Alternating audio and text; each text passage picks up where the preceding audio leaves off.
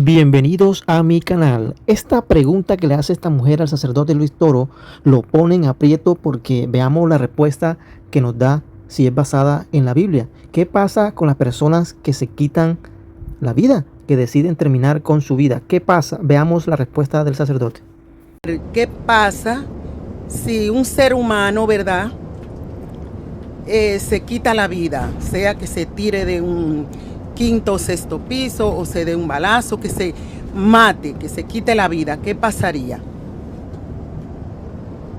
Pues una persona que se quite la vida está cometiendo un pecado grave y esa persona se condena.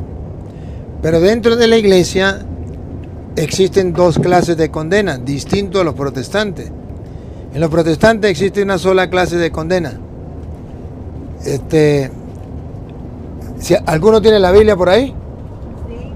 Si alguien tiene la Biblia, si la tiene aquí un vecino cerquita, ¿usted tiene ahí?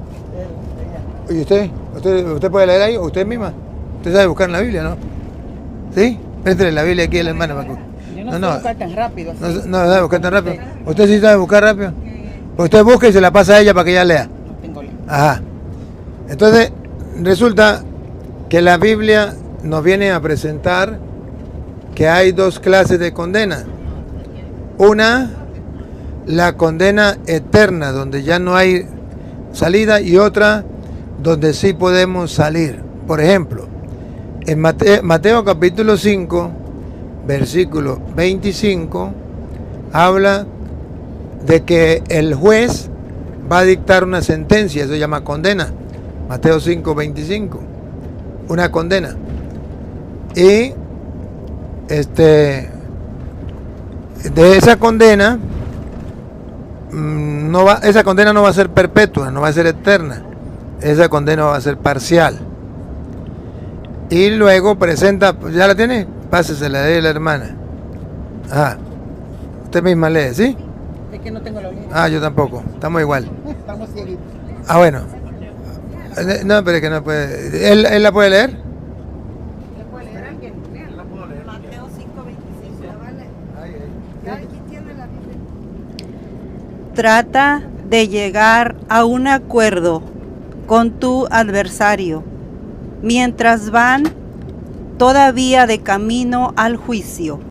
¿O prefieres que te entregue al juez y el juez a los guardias que te encerrarán en la cárcel? Es verdad, te digo, no saldrás de ahí hasta que hayas pagado hasta el último centavo. Aquí en la Biblia dice que hay una condena.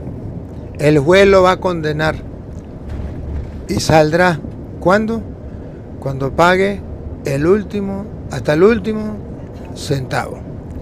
Eso lo enseña la Iglesia Católica, porque está escrito.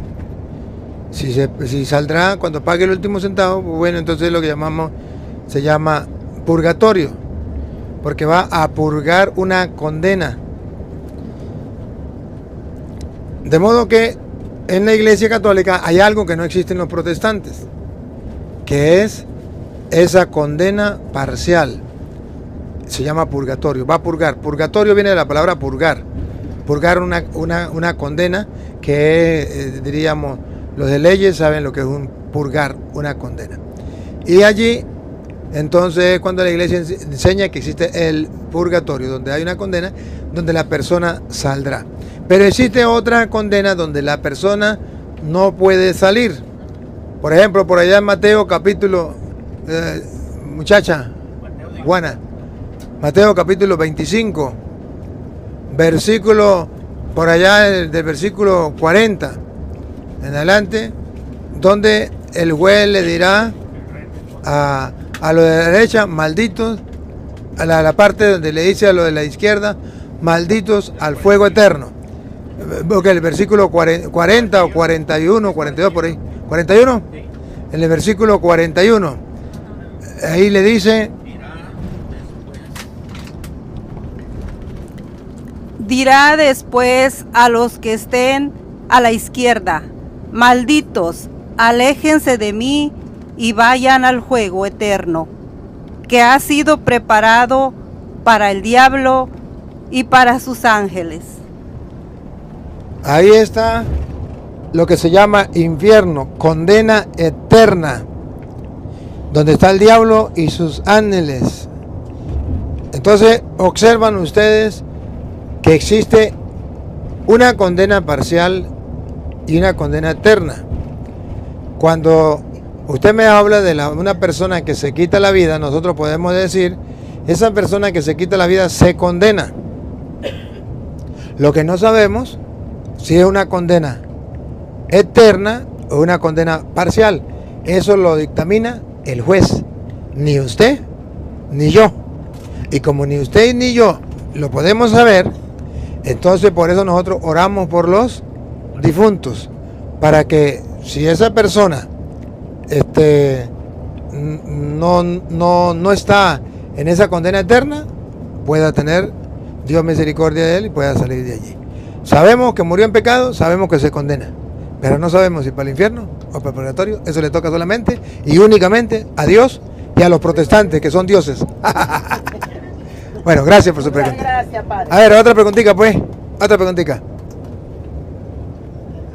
Bueno, primeramente le doy gracias a Dios por la oportunidad de estar aquí y después al padre Luis Toro, que por medio de él yo estaba como el saltamontes brincando de iglesia en iglesia de los protestantes, andaba buscando de Dios, sentí que la iglesia católica no entendía nada, tenía mucha ignorancia, la verdad, y yo era el número uno, el que más hablaba mal de la iglesia católica, la verdad, el que no la entendía por ignorancia mía.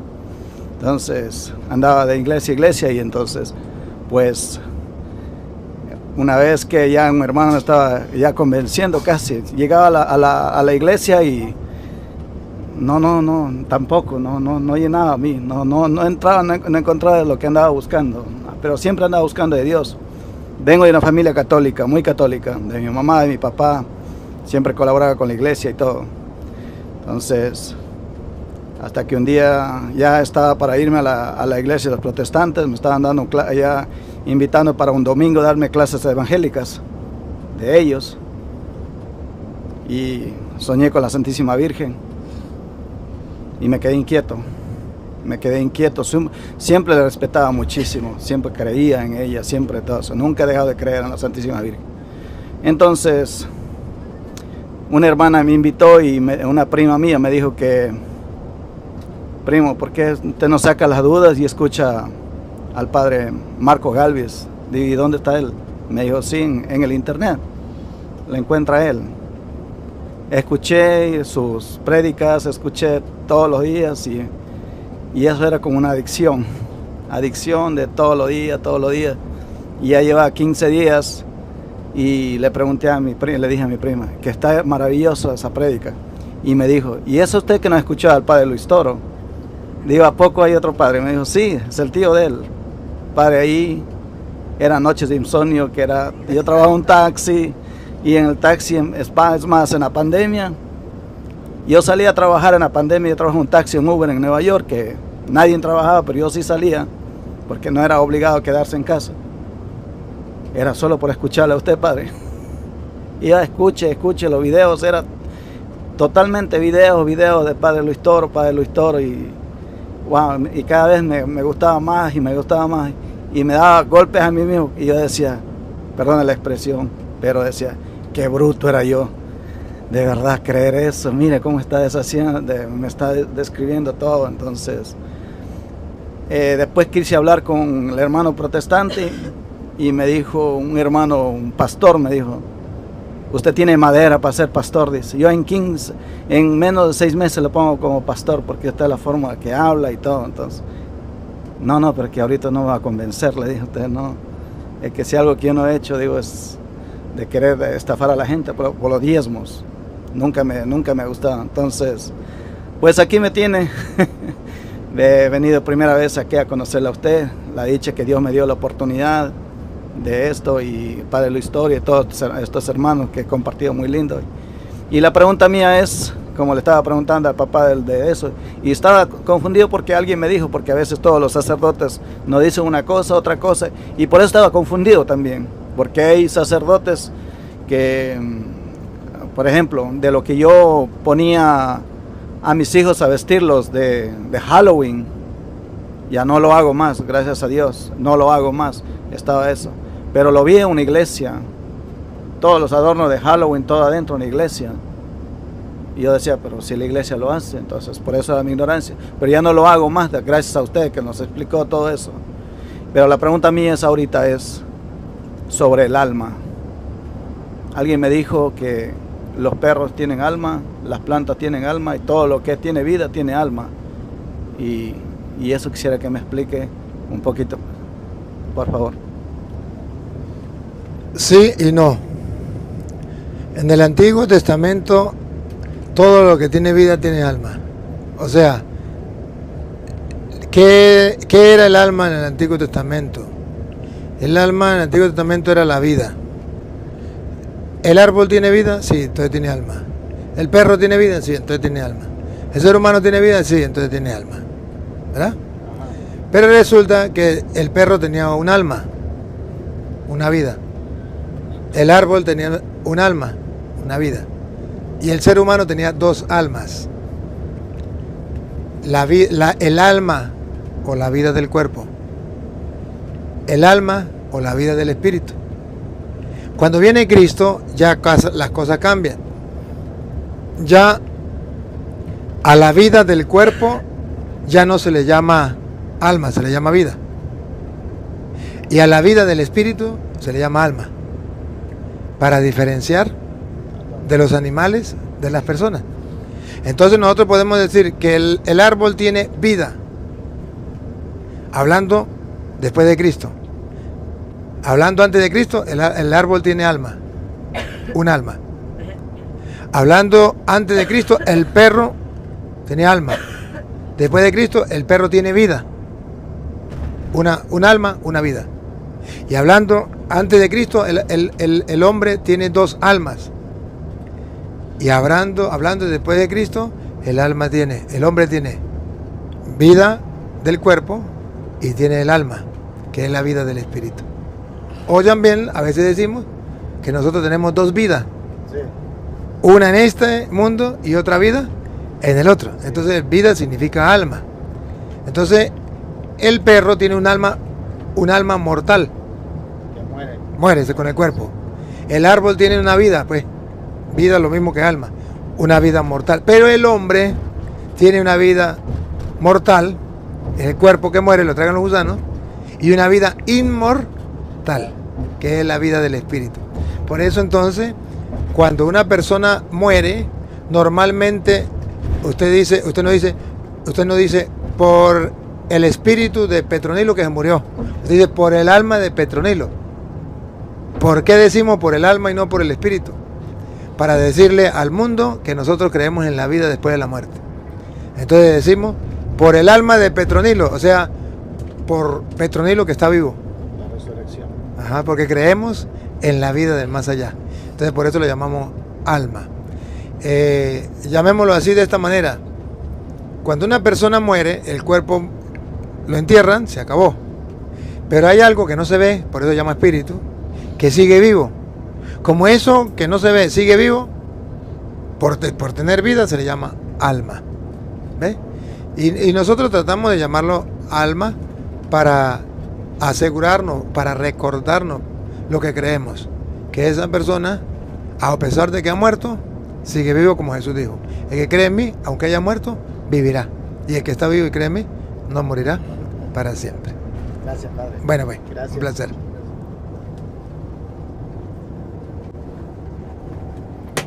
Otra preguntita.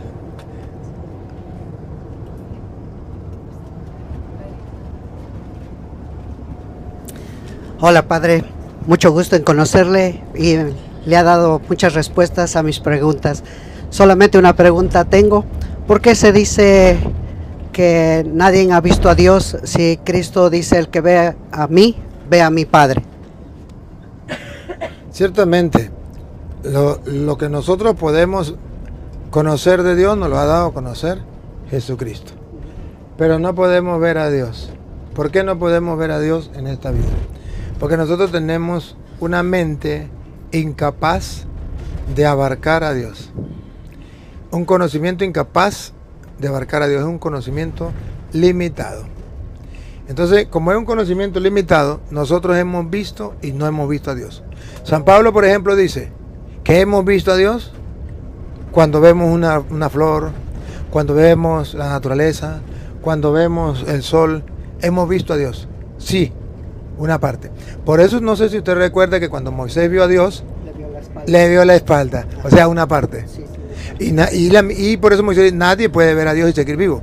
O sea, porque Dios está muy por encima de la mente, del entendimiento del ser humano, no puede ser abarcado. Por eso cuando Moisés le habla a Dios y le dice, y cuando la gente me pregunte, ¿cuál es tu nombre? ¿Qué le digo? Y Dios le dijo, yo soy el que soy. En castellano significa, no puede ser abarcado por la mente del ser humano. Por eso cuando usted y yo vamos a orar, usted y yo no podemos tener una imagen de Dios. Dios no es una imagen. No podemos tener una idea de Dios. Dios no es una idea. Por eso San Agustín decía que cuando vamos a orar, tenemos que reconocer que Dios no puede ser abarcado por nuestra mente. Para nosotros poder tener, podríamos decir, llegar a tener una experiencia con Dios, tenemos que quitar toda idea de Dios, toda imagen de Dios. Y tenemos que saber que Dios no puede ser abarcado por nuestra mente. De ahí, cuando yo me rindo y se cumple lo que dice la Biblia, ante Él toda rodilla se dobla en el cielo y en la tierra. O sea, me rindo, no lo abarco, no puedo conocerlo. Ahora viene Cristo. Cristo es Dios y la parte de la espalda de Dios, o sea, lo que podemos ver, está en Cristo. Es una parte de lo que es Dios, que Dios es amor, que Dios es misericordia, que todo, es una parte de lo que es Dios, pero en su grandeza, en su majestad, no lo podemos ver. Por eso, primera de Juan, en el capítulo 3, creo que es, versículo 2, donde dice, capítulo primera de Juan 3, 2, ¿qué dice? Amados, a pesar de que ya somos... Escúchelo. Dice, amados, a pesar de que ya somos hijos de Dios y no se ha manifestado todavía lo que seremos, pero sabemos que cuando Él aparezca en su gloria, seremos semejantes a Él, porque lo veremos tal como es. Allá lo vamos a ver tal y como es, pero aquí no podemos verlo, no alcanza la mente, es imposible abarcar. Por eso San Pablo le decía a los Corintios, primera de Corintios capítulo 13, versículo 8, 9 por allá, que tenemos un conocimiento limitado, pero después cuando ya muramos, eso que era limitado pasa y ya llegará lo perfecto. Primera de Corintios capítulo 13, versículo 8 en adelante. Tenemos un conocimiento limitado, pero eso pasará y llegaremos a un conocimiento ilimitado, perfecto. El amor nunca pasará a los profetas, El 9, entonces. porque este saber queda muy imperfecto. Otra vez.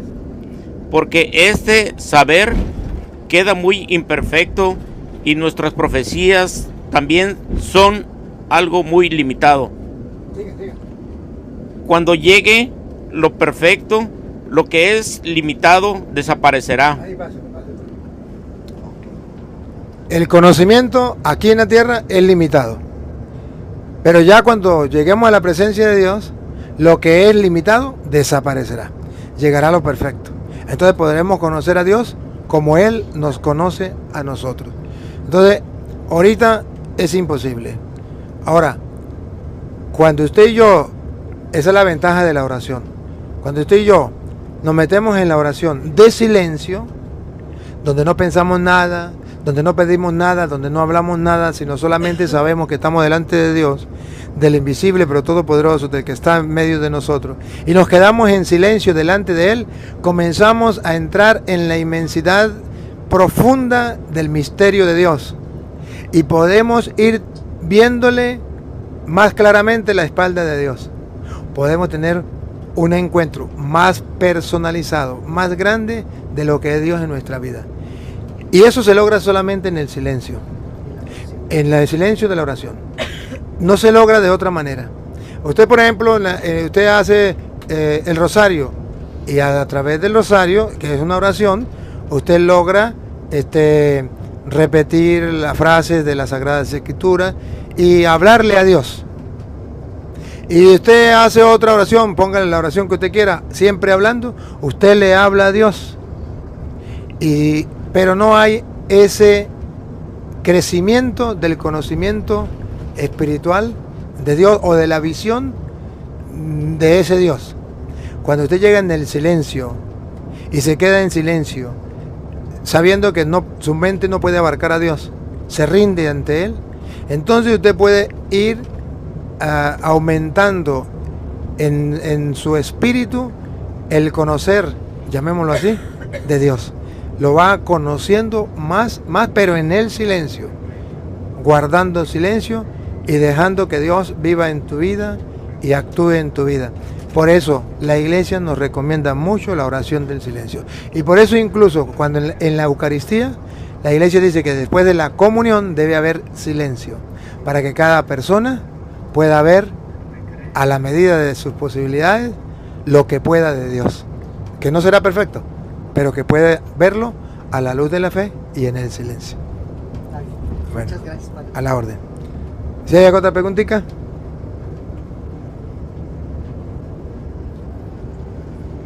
Padre. Sí se fue. Bueno, buenos días, Padre.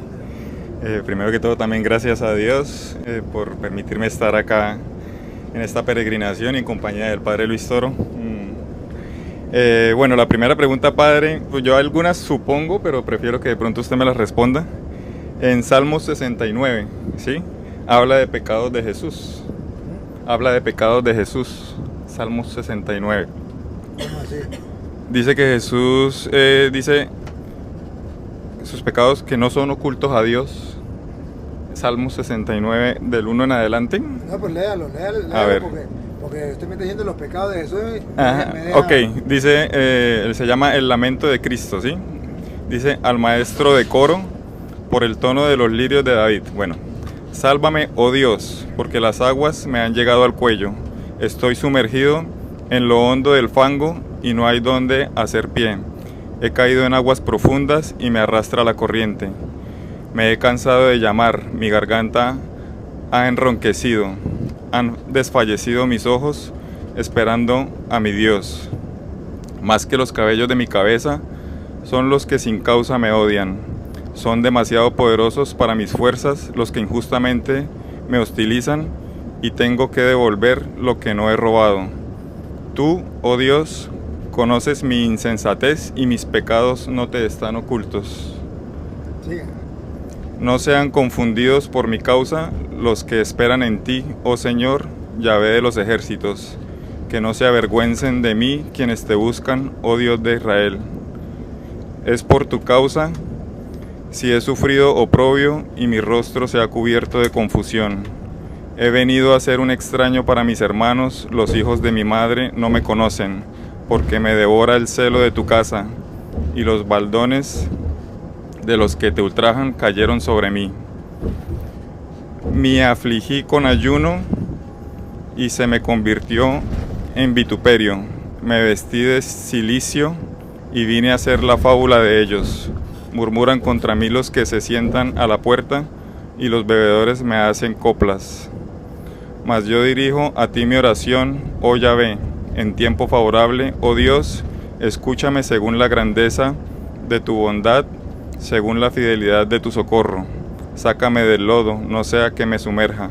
Líbrame de los que me odian y de la hondura de las aguas. No me arrastre la corriente de las aguas, ni me trague el abismo, ni el pozo cierre sobre mí su boca. Escúchame, Yahvé, porque tu gracia es benigna. Mírame con la abundancia de tu misericordia. No escondas tu rostro a tu siervo. Escúchame pronto, porque estoy en angustias. Acércate a mi alma y rescátala. Por causa de mis enemigos, líbrame. Bien conoces tú mi afrenta, mi confusión y mi ignominia. A tu vista todos están los que me atribulan. El oprobio me ha quebrantado el corazón y titubeo. Esperaré que alguien se compadezca de mí y no lo...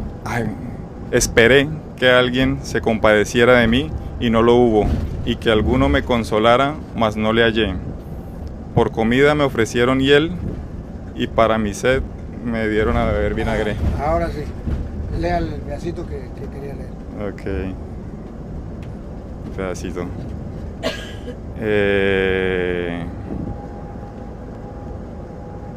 Tú, oh Dios, conoces mi insensatez y mis pecados no te están ocultos. Ahí, si fuera, todo el Salmo se está refiriendo a Jesús sufriente, a Jesús que lo maltratan, lo humillan y todo, ¿verdad? Y él le está diciendo, tú me conoces. Ahí no está diciendo que Jesús es un pecador, sino que mi pecado, si yo soy un pecador, tú lo sabes. O sea, quiere decir, mis pecados no están ocultos ante ti, significa, tú me conoces. Sabe que no estoy muriendo por mis pecados, sino por los pecados de los demás. Tú lo conoces, tú me conoces. Por eso dice, mis pecados no te están ocultos. Entonces tú sabes que no soy pecador. Sabe que yo no tengo pecado. Es una manera de decir, sabe que yo no tengo pecado, que estoy sufriendo por los pecados de la humanidad. Y por eso pues toda la Sagrada Escritura va a mostrar que Jesucristo no tiene pecado, siendo el inocente, muere por los culpables. Es lo mismo. Está diciendo, tú sabes que yo pecado no tengo. Tú conoces mi pecado, sabes que no tengo pecado. ¿Sí? Conoce mi pecado significa, en nosotros, significa que conoce mi pecado porque soy un pecador. Sí tenemos. Y en Cristo, conoce mi pecado, sabe que no tengo. Soy inocente y estoy sufriendo por esto, por esto y por esto. Y creo que es Juan capítulo 8, versículo como 47 por allí. 46. Bueno, 8:46. ¿De qué dice 46? ¿Quién de vosotros puede acusarme de pecado? Ahí está, escuchen. ¿Quién de vosotros puede acusarme de pecado? Él no tiene pecado. Él es inocente. Y entonces por eso dice, tú conoces mi pecado, tú sabes que no tengo pecado, sabes mi inocencia. Creo que hay otra que dice, a ver, ¿cuál es esa?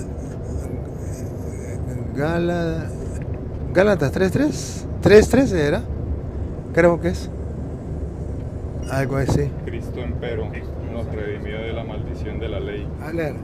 Cristo empero nos redimió de la maldición de la ley, haciéndose por nosotros maldición, porque escrito está, maldito sea todo el que pende del madero, para que en Cristo Jesús alcanzase a los gentiles la bendición de Abraham, y por medio de la fe recibiésemos el Espíritu prometido. Entonces él no era maldito, se hizo maldición. Entonces, para los hombres, Cristo es un pecador y por eso fue llevado a la cruz. Y por eso era un maldito, porque el que moría en una cruz era el más malvado de todos. Entonces, por eso él dice, tú conoces mi pecado. Sí. O sea, para el mundo soy un gran pecador al punto que me matan en la cruz. Pero tú sabes que no es así. Eso es lo que quiere decir. Bueno, son varias. Hay otra que, bueno, esta sí es que un sacerdote que me gusta también en internet, se llama Carlos Span, él dice que la mujer del Apocalipsis, o bueno, también es otra pregunta, son dos en una ahí. Una es que pues la mujer del Apocalipsis se puede interpretar también como la iglesia, o sea, es la Virgen María, ¿no? En la mujer del Apocalipsis del 12:1 en adelante, pues la Virgen María para mí. Pero también se puede interpretar como la iglesia, o sea, porque es que hay una parte ahí en ese capítulo donde dice que la mujer dio a luz un hijo, ¿sí? Varón, con cetro de hierro, va a gobernar el mundo. pero si se hace referencia a esa mujer como la iglesia, o sea, la iglesia no parió a Jesús, ¿sí? O sea, Jesús fue el que fundó la iglesia. Entonces, para mí la mujer del Apocalipsis siempre va a ser solo la Virgen María, no la iglesia. Pero de pronto, no sé, creo que en los católicos hay interpretación de que sí es la iglesia. Sí, el capítulo 12, versículo 5 es el que usted está diciendo. El versículo 5 es el que nos aclara la duda. Porque los protestantes dicen, esa mujer es la iglesia. Pero ¿cómo se explica? Si la mujer dio a luz un hijo, entonces Cristo nació dentro de la iglesia. O sea, ¿la iglesia parió a Cristo? Mentiras. Cristo fundó la iglesia. O sea, la iglesia nace de Cristo. Cristo no nace de la iglesia. Entonces se refiere a la Virgen María. Pero también se puede referir a la iglesia. También hay mucho paralelismo, pero no exactitud. La iglesia hace presente a Cristo. En la Eucaristía lo hace presente. O sea, lo vuelve a presentar al mundo, lo vuelve a dar a luz. Pero más exacto es la Virgen María, que lo dio a luz. Y la iglesia, claro está, lo sigue dando al mundo, pero en una forma figurativa, y en la Virgen María se hace real. Entonces, simboliza también la iglesia, en ese sentido, pero no con exactitud. En la Virgen María, con exactitud. Entonces los protestantes, como también simboliza la iglesia, no con exactitud, pero sí simboliza la iglesia, entonces ellos pues me quedo diciendo que la iglesia, que la mujer del Apocalipsis es la iglesia, solo la iglesia, y no, solo la iglesia no. Es la Virgen María y también figura la iglesia, porque la iglesia sigue dando a Cristo. O sea, la gente que no conoce a Cristo, la iglesia se lo sigue presentando. De esa manera, simbólicamente, lo da a luz. Otra preguntita.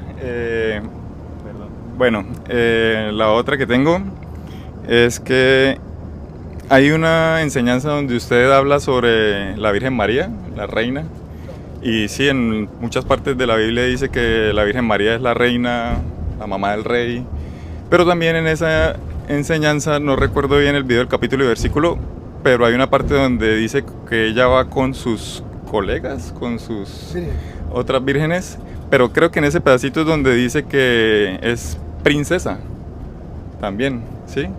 Supongo yo saber la respuesta, pero prefiero que de pronto usted me la dé, padre. O sea, ¿es reina y princesa al tiempo? Eso está en el Salmo 45. Salmo 45.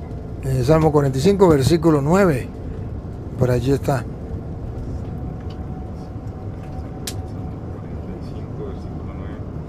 Tiene la Biblia Reina Valera, ¿no? No, yo no la tengo. Él tiene la Reina Valera. 45. Sí, 9. Aquí, 45:9. Dice: hijas de reyes son tus muy amadas, una reina se sienta a tu derecha, y oro de Ofir en sus vestiduras luce. Ahora tu hija, entiéndeme y escucha. Olvida a tu pueblo y a la casa de tu padre, y tu hermosura al rey conquistará. Él es tu señor. Los grandes de Tiro antes él se postrarán. Allí vienen los ricos del país a rendirte homenaje. La hija del rey con oro engaladas es introducida al interior, vestida de brocados al rey es conducida. Las siguen sus compañeras vírgenes que te son presentadas, escoltadas de alegría, júbilo, van entrando al palacio real. En lugar de tus padres tendrán hijos, que en todas sus partes príncipes serán. Gracias a mí, yo quiero que tu nombre viva de una a otra generación, a que los pueblos te aclamen para siempre. Entonces ahora sí me la pregunto. O sea, ¿por qué la reina, perdón, por qué la Virgen María es princesa? O sea, ¿Y qué significa eso? pues sí es rey. O sea, mejor dicho, una persona tiene un título o el otro, ¿no? Entonces ella es la reina. Ella es la reina. Y en la Biblia pues ahí también la referencian como princesa. Es que ella juega varios papeles. Por ser hija de Dios. Por ser hija de Dios y por ser la madre de Dios. Es reina. Claro. Ahí fue donde yo también, pero yo quería de pronto que usted me lo dijera. Es que, claro, ella es hija de Dios. ¿Verdad? Es princesa. Y es princesa. Y es la madre de Dios.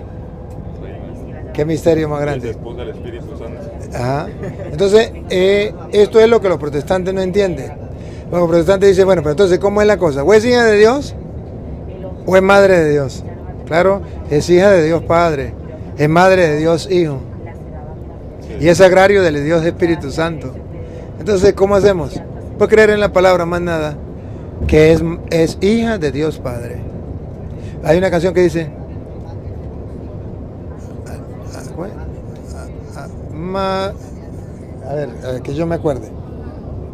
Alégrate, alégrate, alégrate, llena de gracia. Hija del Padre, madre del Hijo, sagrario del Espíritu. Alégrate, alégrate. Hija del Padre, madre del Hijo, sagrario del Espíritu. Entonces, esto es lo que los protestantes no entienden. ¿Cómo va a ser hija de Dios y va a ser madre de Dios? Como ellos no creen en las personas, que el Padre es una persona y que el Hijo es otra persona, pues entonces ellos dicen imposible que sea hija y al mismo tiempo madre. Pero es que es hija del Padre y es madre del Hijo. Para nosotros no hay ningún problema porque sabemos que el Padre es una persona y el Hijo es otra persona. Entonces es hija de Dios y es madre de Dios. Bueno. Que no hay más todavía por ahí. Otra preguntita, padre. En la Biblia también, pues obviamente la Virgen María, cuando recibió la anunciación del ángel Gabriel, ella hizo una pregunta, ¿sí? O sea, no sé si se puede, o bueno, sí, o sea, al preguntar es una duda, ¿no? O sea, se puede decir que la Virgen dudó. Y Zacarías, cuando recibió también el mensaje de que iba a ser padre, fue también, y que también tuvo una duda ahí, y a él lo dejó ciego. O sea, ¿por qué? O sea, ahí sí mi pregunta es como por qué, pues de pronto los midió con diferente, o los, sí, o sea, a Zacarías lo dejó ciego y fue como un castigo, entre comillas, por haber dudado, pero la Virgen también tuvo duda, o sea, pero ella sí. Porque en la Virgen María no es una duda como tal, es simplemente una explicación de por qué va a seguir siendo virgen teniendo un hijo, o cómo es que ella va a ser virgen teniendo un hijo. Entonces es una manera de organizar la explicación de cómo ella va a seguir siendo virgen teniendo un hijo. Por eso ella pregunta, ¿cómo será eso puesto que no conozco varón? Porque estaba escrito que de una virgen nacería el Mesías. Entonces, ya había dicho Isaías, la virgen concebirá y dará a luz un hijo. Entonces ella no estaba dudando, sino estaba confirmando la profecía de Isaías. ¿Cómo será esto puesto que no conozco varón? Es para decirle al mundo que ella es la virgen, la mamá del Mesías. Mientras que aquel sí dudó. Esta estaba confirmando una profecía y aquel estaba expresando una duda. Entonces es distinto. Ahora, si usted dice, pero ella también está dudando. Si usted no mira que la Biblia es un rompecabezas que hay que armar, entonces usted no coordina con lo que estaba profetizado y entonces parece una duda. Pero si usted coordina con lo que está profetizado, no es una duda, es una confirmación de la profecía. Ya lo sabía. Okay. Por eso no hay problema. Y la última ahí de las genealogías que salen ahí en los evangelistas, padre, esas genealogías a qué hacen referencia, o sea, una es por José, otra es por María, las dos son por José o las dos son por María, porque son como, tienen como diferencia, o sea, pues no tengo el detalle ahorita, pero sí las genealogías de Jesús donde empiezan a nombrar pues de dónde viene y son diferentes. Es que la genealogía no es, acuérdense que la Biblia no es un libro de historia universal, no, es un libro de la historia de la salvación, es distinto. Historia universal, usted tiene que saber de que esto tiene que ser así con exactitud. En la historia de la salvación no es así. En la historia de la salvación significa que cada cosa tiene su significado para la persona que lo escribió y para la persona que después va a recibir el mensaje. San Mateo presenta una genealogía, San Lucas presenta otra genealogía, no, porque ellos no escriben una historia universal, ellos escriben la historia de la salvación. Entonces San Mateo va a presentarle a los judíos, porque le escribe a los judíos, una genealogía que le tenga un significado propio para los judíos, que ellos conozcan y que Dios ha ido hablando a través de esa historia de la salvación, mientras que San Lucas escribe a otro grupo de personas, entonces presenta otra forma la genealogía. Entonces no significa que ellos estén equivocados, sino que están presentando cada uno la historia de la salvación, que es muy distinto a la historia universal, donde la gente tiene que ser con exactitud esto y esto. ¿Ve? Por ejemplo, nosotros creemos en la historia de la salvación, que Cristo nació, vino al mundo hace 2000 años y nosotros lo celebramos el 25 de diciembre y sabemos porque es la historia de la salvación, pero no es la historia universal. O sea, con exactitud nadie sabe el día en que Jesús nació. Con exactitud todavía no se han puesto de acuerdo para decir en tal año nació Cristo como tal. Unos dicen en tal año, otros dicen tal año, ¿sí? Porque es la historia de la salvación, no es la historia universal.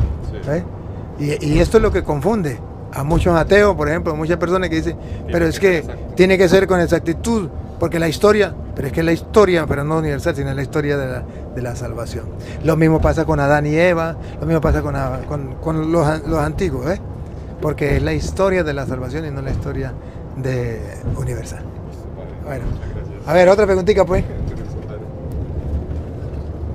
Bien, pues tenemos la dicha de tener un testimonio de una hermana que Dios ha obrado en ella y queremos compartirlo con todos ustedes. Ella me ha estado contando su testimonio y para mí es una alegría que ella nos lo cuente a través de la red, porque necesitamos que el mundo entero se dé cuenta de lo que Dios sigue obrando, que la gente no sabe lo que Dios está obrando detrás de las cámaras, detrás de los videos, detrás de las enseñanzas.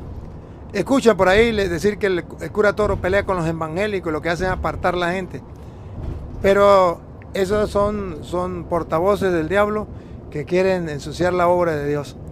Pero aquí hay pruebas de que Dios sigue obrando detrás de las cámaras y sigue atrayendo la gente a la iglesia, a los que quiere salvar. Esta hermana nos tiene un gran testimonio. Hermanita, cuéntenos con luz de detalles el testimonio que usted me ha dado. Ojalá y pues lo que me ha contado pues lo recuerde y lo pueda contar a los hermanos. El micrófono es suyo, las cámaras también. Gracias, Padre. Bueno, primeramente le doy gracias a Dios porque me da la oportunidad de estar aquí y es algo que yo se lo pedí al Señor, que me diera la oportunidad de dar mi testimonio para el mundo entero, dándole la gloria, la honra y la gloria a mi Señor Jesucristo, lo que Él ha hecho en mi vida y en mi familia. Mi testimonio, todo esto empezó, yo ya tenía como unos 5 años que me había divorciado, nos separamos, yo y mi esposo, y en el tiempo de COVID yo me enfermé, también toda mi familia se enfermó, pero en ese momento que yo estaba pasando, esos momentos oscuros de inciertos en las madrugadas que me sentía morir, yo me preguntaba que a dónde estaba yo parada, si yo moría.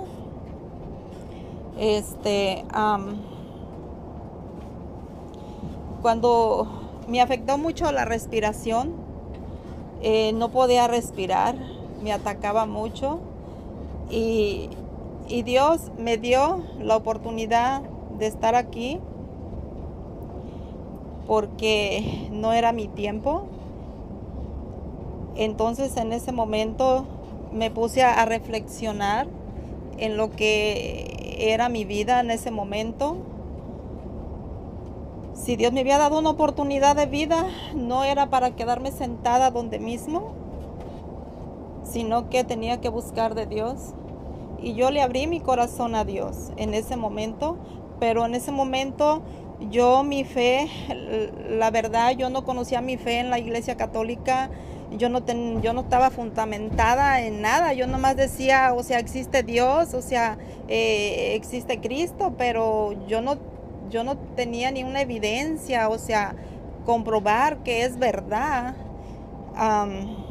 Entonces yo le abrí mi corazón a Dios, pero yo no buscándolo en la Iglesia Católica. ¿Por qué? Porque a mí ya me habían envenenado con las imágenes, que los católicos somos idólatras. Entonces yo me sentía con un temor cuando yo iba a la iglesia. Yo iba, pero yo no quería voltear a ver a las imágenes porque yo sentía que ofendía a Dios. Entonces pero ahora me doy cuenta que yo sí ofendía a Dios al rechazar las imágenes porque son representantes de quienes fueron en la tierra en su tiempo. Entonces yo en ese momento empecé a buscar allí encerrada en mi cuarto, en la televisión, en el YouTube, a ver si me encontraba una iglesia cómoda, donde yo me sintiera cómoda, donde yo no ofendiera a Dios. Empecé a buscar en los adventistas y allí me di cuenta que ellos guardaban el sábado y los católicos el domingo.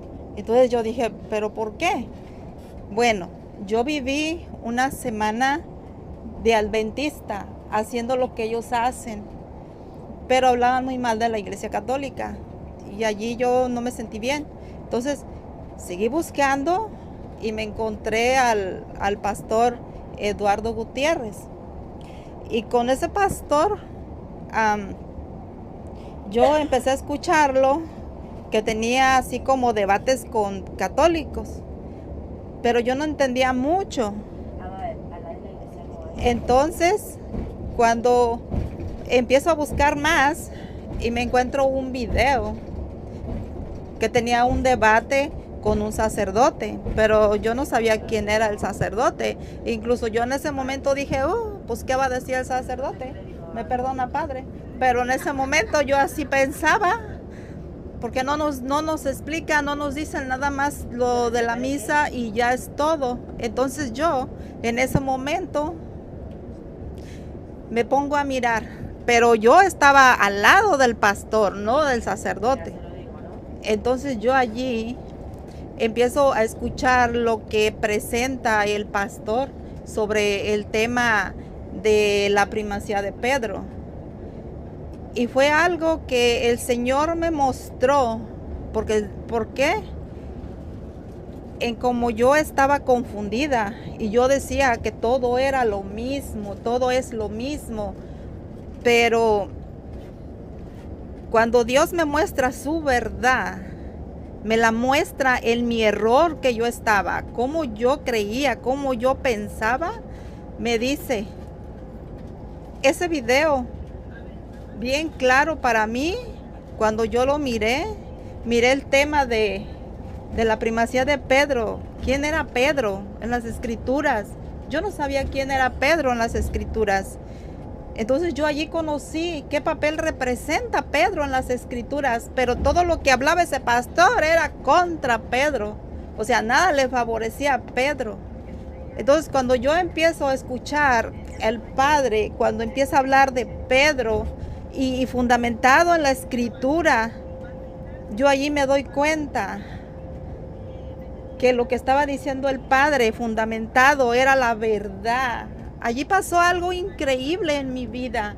Allí fue algo que me quitó una venda de mis ojos, de mi mente, de mi alma, de mi espíritu, que entró, como dice la palabra, porque allí se cumplió en mí esa palabra, que la palabra es más cortante que una espada de doble filo y entra hasta donde se divide el alma y el espíritu. Allí fue donde el Señor empezó a hacer su obra. Con ese video fue mi conversión. Yo no paré. Fue como encontrar un tesoro que yo quería escarbar, sacar y sacar más y más y más. Y yo seguía día y noche mirando los videos, comprobando lo que decía la escritura, de todo lo que yo estaba equivocada, de lo que yo tenía miedo. Allí fue donde yo entendí que yo estaba bien ciega, equivocadamente, y ahora puedo ver a mis hermanos que están en el mismo lugar donde yo estaba antes. Los que se fueron con ese error pensando que nosotros estamos equivocados, pero no, los equivocados son ellos. Y allí fue cuando yo empecé a experimentar algo en mi vida. Yo experimentaba un dolor, pero un dolor en el alma. Yo sufría y lloraba como niña chiquita. ¿Por qué? Me dolía verle ofendido a Dios, ver ofendido a mi Señor, porque yo fui quien lo clavé en esa cruz. Fueron mis pecados, fue mi desobediencia, mi desamor. Y a mí me dolía tanto, que yo lloraba tanto. Pero en esos momentos de llorar, yo sentía un fuego desde la cabeza hasta mis pies. Pero yo no sabía qué me estaba pasando. Pero yo, en ese tiempo que yo estuve allí encerrada, yo salí convertida para ir a la iglesia católica, para confesarme, para recibir el cuerpo de Cristo.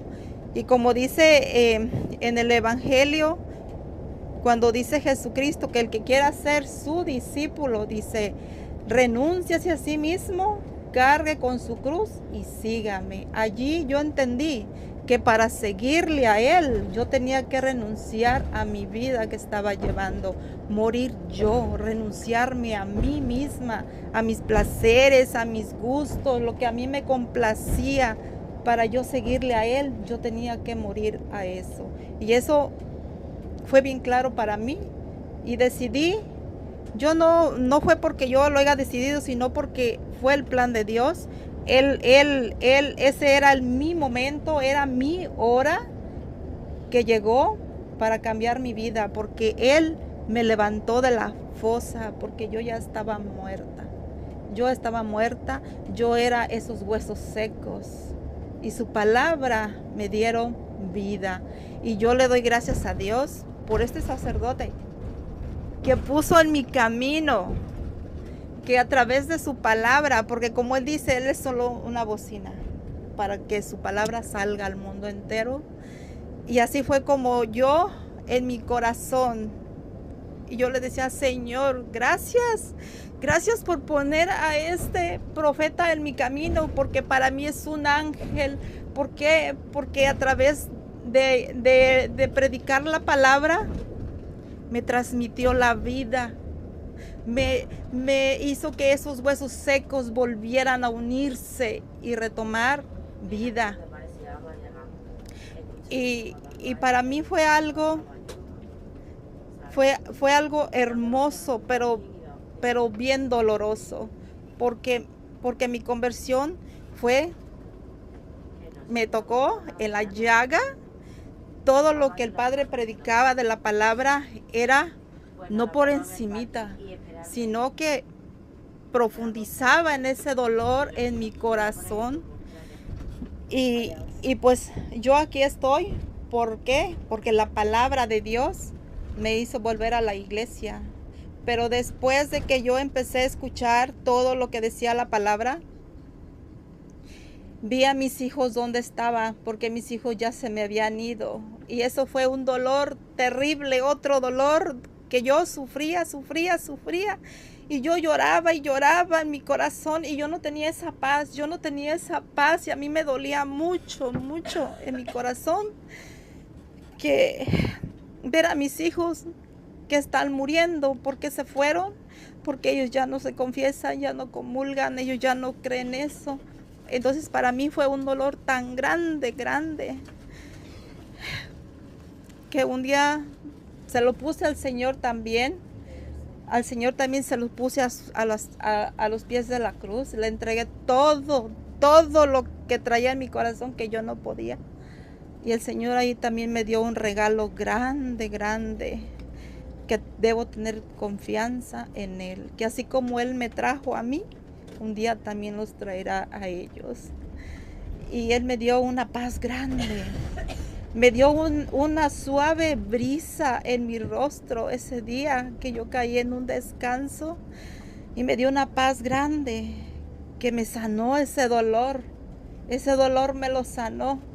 Y yo puedo decir mi testimonio, que Él está vivo en la Eucaristía, porque también Él ahí se ha hecho presente cuando yo he estado.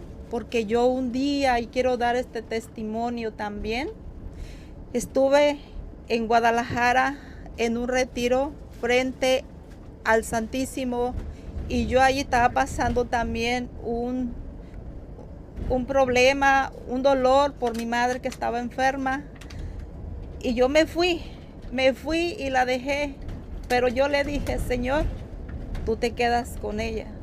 Pero allí yo doy este testimonio que Cristo está vivo en la Eucaristía, porque yo le dije: Señor, mi corazón te busca. Y en ese momento mi corazón empezó a palpitar a punto de un ataque cardíaco. Y allí el Señor me mostró que está vivo para la honra y gloria de Dios. Él ha hecho tantas cosas hermosas en mi vida, y yo le doy gracias a Dios. ¿Por qué? Por el Padre que llegó a mi vida, a través de sus prédicas, y que lo que Él predica es la verdad.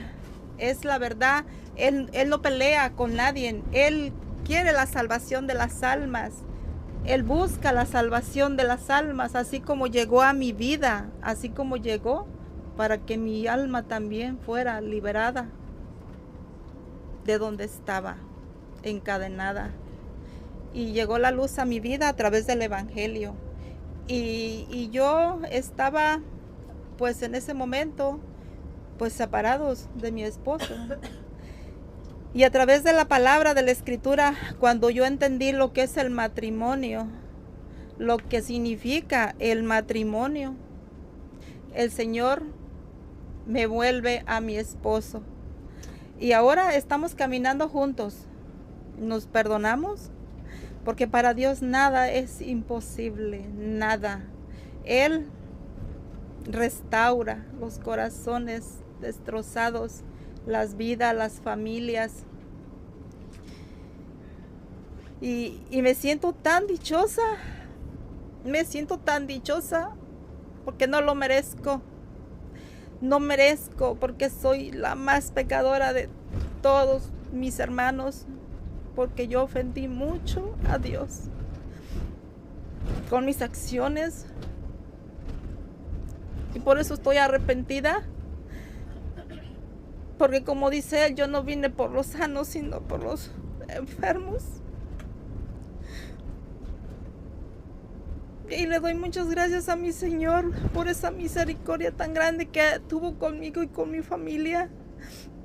Y le doy gracias a Dios por estar aquí en esta peregrinación, para vivir mi fe, para conocer de la historia de su iglesia.